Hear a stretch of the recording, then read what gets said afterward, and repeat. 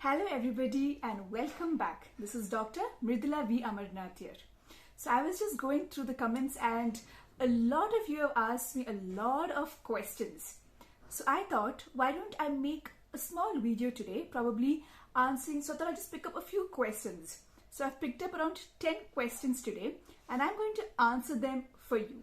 Okay, so we would be doing this quite often. So any questions that you have, just drop it down in the comment box and I would make a short video for you as promised before. Are you ready? So let's begin our question answer series. Will I be able to hear my baby's heartbeat during my first prenatal visit? Assuming that the first prenatal visits that you have, if it is during the 6 to 8 weeks, it becomes very difficult to listen to your fetus heartbeat. I know you might be a little disappointed, but that is the fact. Well, by around 10 to 12 weeks, we have this machine which is called as the fetal Doppler. Now with that Doppler, we can actually listen to the baby's heartbeat. Now in case if you have a stethoscope, then with the stethoscope, you can listen to the fetus heartbeat by around 18 to 20 weeks. Can I consume caffeine if I'm pregnant? Studies have shown that a moderate amount of caffeine, that is say 3 cups per day or 300 milligrams is fine. But if it is in excess, then it can certainly cause complications like miscarriage, low birth weight, or in premature delivery. Personally, I would recommend that it is better to completely stay away from caffeine during this phase.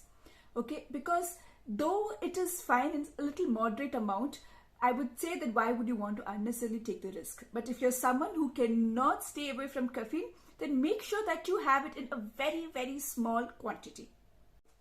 Is it okay to color or chemically treat my hair during pregnancy? Absolutely fine to color your hair, chemically treat your hair, or use those highlights even when you're pregnant.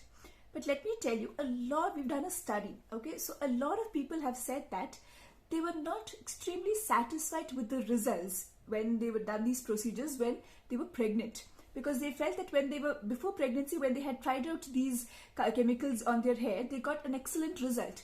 But while pregnant, during this phase of pregnancy, when they tried it out, the results were not, as expected. Well, you can certainly attribute this to the hormones that happen in your body during pregnancy, the hormonal changes that occur in your body while you're pregnant. And a lot of women have said that they have intense hair fall while they're pregnant. Well, don't worry. The hair fall, the procedures, everything will get back into track probably after 6 months after delivery. When should I feel the baby move? Oh my God, I must tell you this feeling, that feeling, when your baby moves inside your tummy, it is just out of the world. You feel so special about yourself. Okay? So at least I did, and I'm sure you also will. Well, so generally most women tend to have this feels baby moving by around 16 to 20 weeks. Now in case if it is your first pregnancy, then it would be a little late, probably towards the end of 20th week.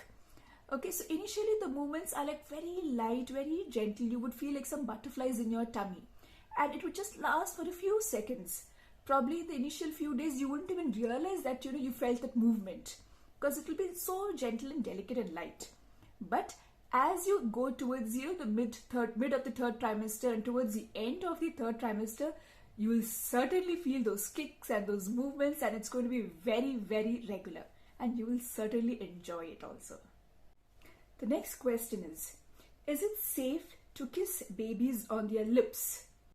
Certainly, kissing on the lips is not advisable, at least till the baby is 3 months of age, because their immunity is still just developing and they are prone to a lot of infections like respiratory infections and cold and cough, a lot of other things. So the initial 3 months, make sure that you do not allow anybody to kiss the baby on the lips. Probably a little exceptions can be given to the parents, but make sure that the parents are completely out of any infections. But personally, I would say it is always better to kiss the kids, or anybody else can kiss your baby either on the cheeks, hand, legs, body, anywhere else, but not on the lips. Okay. The next question is it safe to kiss babies on their lips? Certainly, kissing on the lips is not advisable, at least till the baby is 3 months of age, because their immunity is still just developing and they are prone to a lot of infections like respiratory infections and cold and cough, a lot of other things. So the initial 3 months, make sure that you do not allow anybody to kiss the baby on the lips. Probably a little exceptions can be given to the parents, but make sure that the parents are completely out of any infections. But personally, I would say it is always better to kiss the kids, or anybody else can kiss your baby either on the cheeks, hand, legs, body, anywhere else, but not on the lips. Okay? So someone has asked me, is it okay to allow your baby to cry out? So let me begin by saying that each parent has their own style of parenting, right? You just cannot make one particular rule and say this is how all parents should follow. That doesn't happen that way, because each parent is different and each child, the way they respond, they react is also different. But personally, what I have seen from my kids and from a lot of mothers and kids, I have noticed that it is okay to allow your child to cry for some time. So probably in case if they're sleepy and if they cry out, probably initially they would cry for 10 minutes. They would learn to soothe themselves. By themselves they would learn to do things and eventually they would fall asleep. Now probably the next time you would notice that the duration is a little lesser and they would fall asleep. But again, at the same time, make sure that they're crying because they're sleepy or they're cranky or anything of that sort, and not because they're really hungry or if they're sick or if their diapers are not clean. And never allow the baby to cry for a long duration, because that is really risky. So probably 10 minutes, but always make sure the baby is under your supervision. Do not just leave the baby and go and do another work. That is not acceptable. Make sure you're there somewhere around. You have an eye on the baby and just make sure that the baby is fine. The baby is a little cranky, that's why he's crying.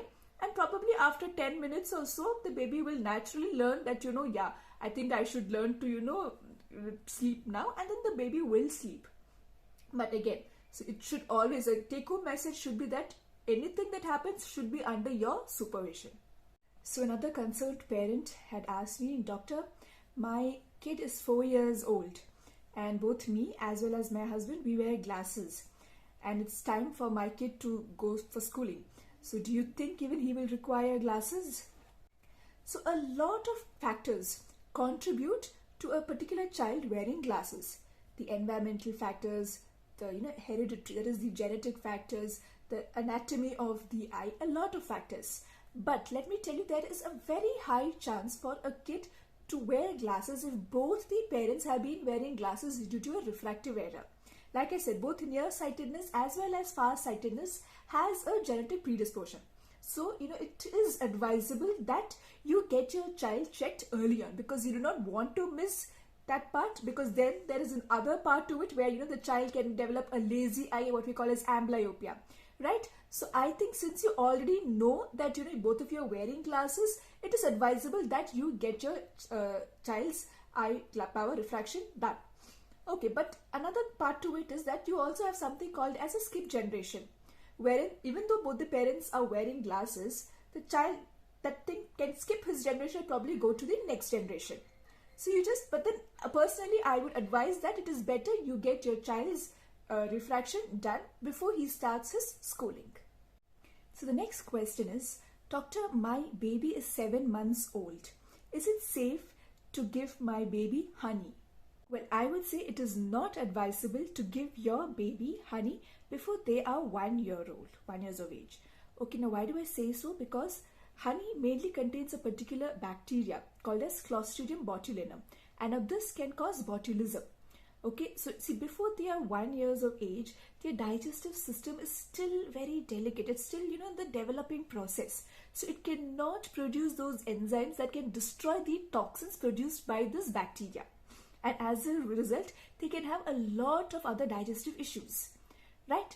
Colic and a lot of other digestive issues. But after 1 year of age, what happens is their digestive system has slowly and eventually matured, and they are capable of producing enzymes that can destroy the toxins.